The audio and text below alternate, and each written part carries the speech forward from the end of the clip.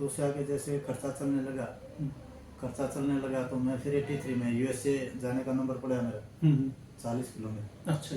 फिर मैं यूएसए गया, तो उस टाइम पे जो किट देते थे, कोट पैंट देते थे ना, या ड्रेस देते देते थे, उनके पैसे खिलाड़ी को खुद भरने पड़ते। अच्छा, जमा करने पड़ते थे उसके पैसे। हाँ, तो हमने भी उस टाइम पे 32 रुपये जमा कराए थे। और कुछ अपना थोड़ा बहुत, जैसे रेसलिंग के जूते नहीं होते थे अपने यहाँ, तो हम तो जैसे ये टेनिस के जूते पहन के कुश्ती लड़ते थे। अच्छा। तो जूते के पैसे जमा करे। हाँ, वो पैसे जमा करे और थोड़ा खर्चा ठीक चलने लगा। हाँ जी। ठीक चलने लगा तो फिर आते आते 84 में मेरे वो पैसे सारे खर्च हो गए। अच्छा, 12,000 रुपये खर्च हो गए। तो घर से पहले बंद, फिर गुरुजी भी नहीं गए ताऊ जी के पास। फिर 86 में मैं CISF में भर्ती हो गया था एज ए हेड कांस्टेबल। तो 2 साल बीच में 84, 86, 86, 2-2.5 साल। तो ये जो गांव में दंगल होते हैं, इन दंगलों से ही मेरा खर्चा निकला। हाँ, तो हमारा जो हरियाणा में क्या है, फागुन के महीने हर एक गाँव में कुश्तियाँ होती है। अच्छा। तो मैं 40-42 किलो में था, तो जिस भी गांव में आता मेरी 5, 6, 7, 8 ऐसे कुश्तियाँ होती। अच्छा। तो मुझे पब्लिक ऊपर से पैसे देती।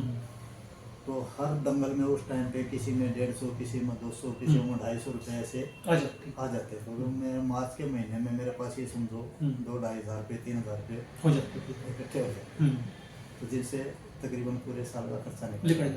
लेकिन एक बात थी जी, वे जो 12,000 थे, उन 12,000 ने मजबूत कर दिया आपको। हाँ, वो लंबा समय निकाल गए। हाँ, फिर मतलब ये था कि सर्विस लगा जब तक। तो ये था कि मतलब ये भी नहीं था कि कुश्ती कर पाऊंगा नहीं। फिर 86 में मैं जूनियर में बाहर गया, जर्मनी बाहर गया। तो उस टाइम पे काफ़ी चर्चित बच्चों में गिनती आ गई थी मेरी, भाई वो भी अच्छा। तो मुझे भी सर्विस के ऊपर आने लगे, जैसे CRP, BSF, सब जगह से।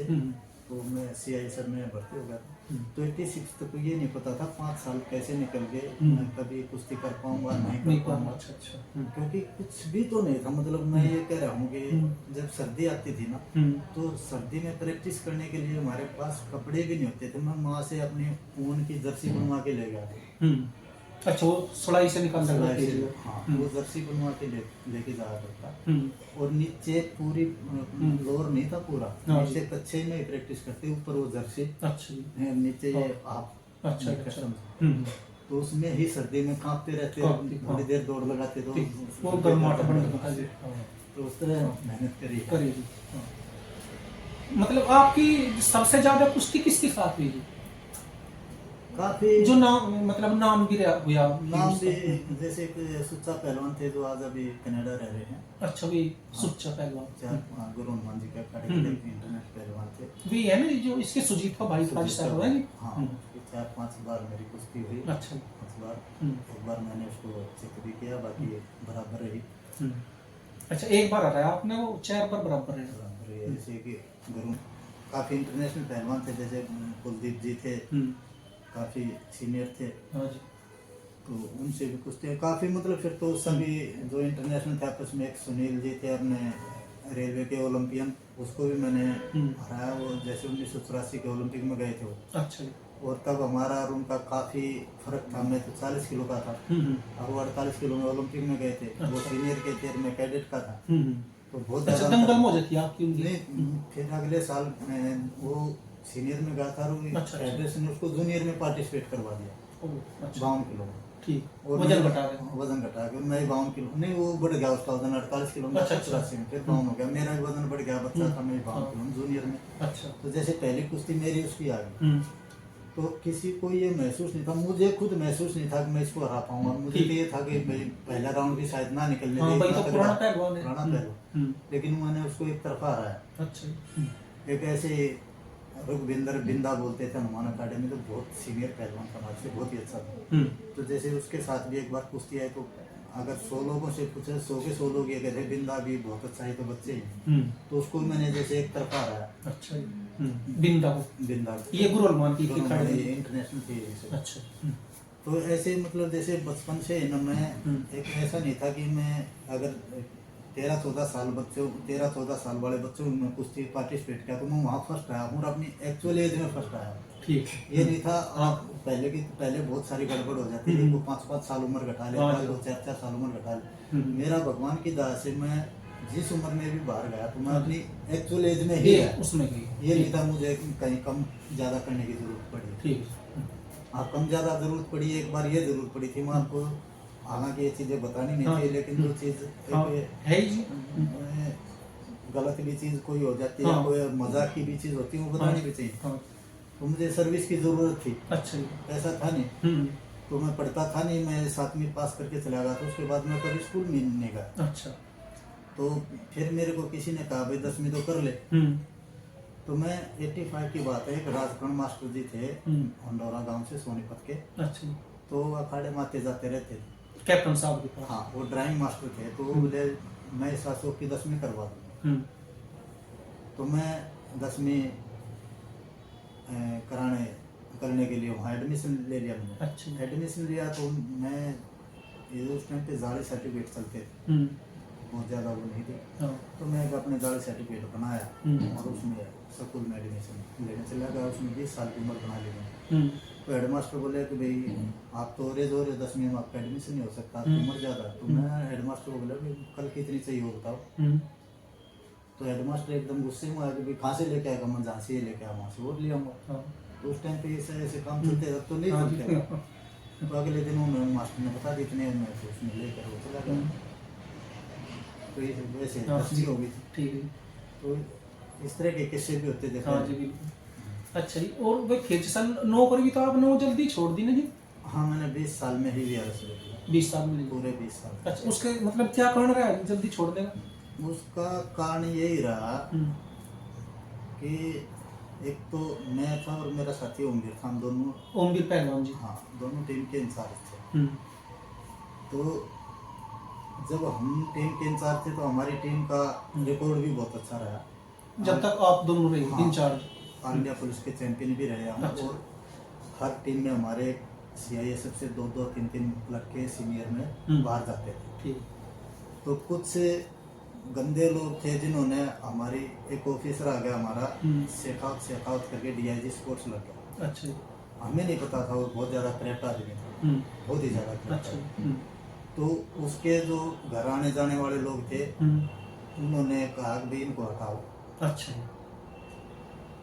तो और तो हमारे कोई, हम दोनों टाइम के पाबंद थे, दोनों अच्छे खिलाड़ी थे। हाँ जी। और किसी से कोई पैसा नहीं लेते थे। तो जो उसके घर आते जाते थे ना लोग, उन्होंने कान भरने शुरू कर दिए। कान भरने शुरू कर दिए। और हमारे बारे में कुछ 8-10 खिलाड़ियों ने ये भी लिखित में शिकायत कर दी हमारी कि भाई ये पैसा खाते हैं, ये गलत काम करते हैं, इस तरह की। आपकी और ओमवीर की दोनों। फिर हमारी इंक्वायरी भी।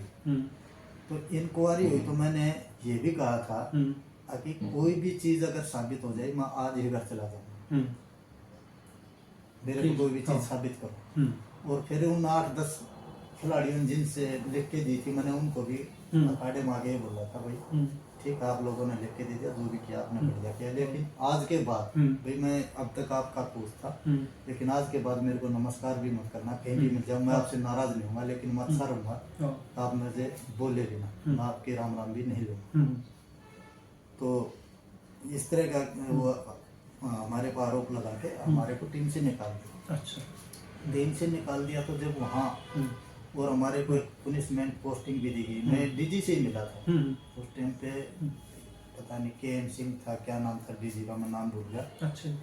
तो उससे मैं मिला तो DG भी खुद उसने कहा क्या आपको कोई परेशान कर रहा है। मैंने शेखावत का नाम ही ले दिया, मजी शेखावत साहब हमें, और शेखावत साहब भी वहीं खड़े थे। अच्छा, वहीं खड़े था। हाँ।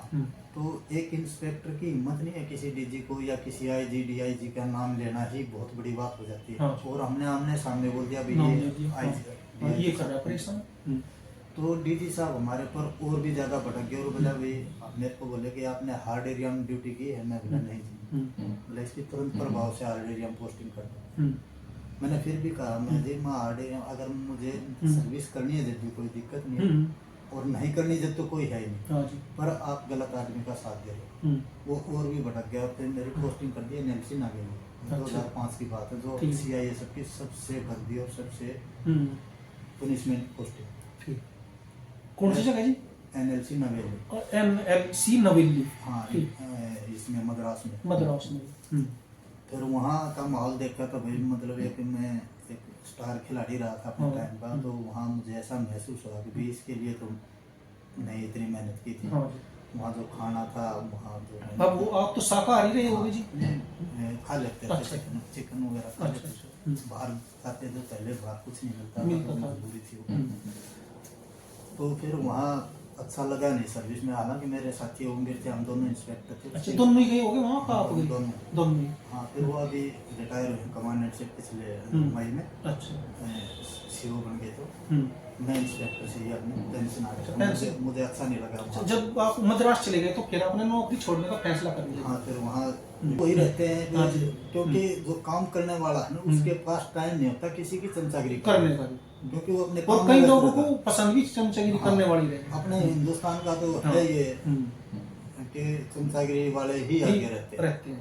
तो जो काम करने वाला बंदा, आप घर में भी देखो, कहीं भी हाँ जी। देखोगे, तो जो ठीक सर्विस कर रहा है वो किसी के पास नहीं आ जाएगा। हम्म। कौन जाएगा? जो कमजोर होगा वही वही जाएगा, जाएगा। उसी के पास टाइम रहता है। और नाश भी उनका यही करे, ये कान हाँ। भरने वाले करे, कान उनका भरने वाले। दीवा चौपट भी फेर दी।